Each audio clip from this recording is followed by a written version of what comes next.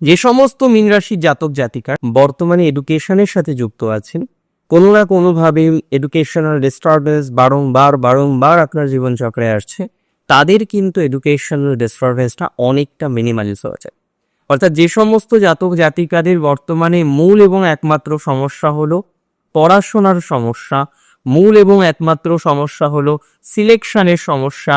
আজকে আপনি কোনো একটা পার্টিকুলার অর্গানাইজেশন অ্যাডমিশন নিতে চাইছেন, আপনি একটা এন্ট্রান্স এক্সামিনেশন দিলেন, কিন্তু এন্ট্রান্স এক্সামিনেশন দেওয়ার পর আপনার প্রবলেম কিন্তু মিনিমাইজ হলো না। মানে এন্ট্রান্স এক্সামিনেশন দেওয়ার পর যে প্রবলেমের সলিউশন আপনি করতে চাইছিলেন, যে প্রবলেমের সলিউশন করার চেষ্টা করছিলেন, সেই এন্ট্রান্স এক্সাম কোয়ালিফাই না হওয়ার কারণে সেই প্রবলেমটা আলটিমেটলি সমাধান হলো না।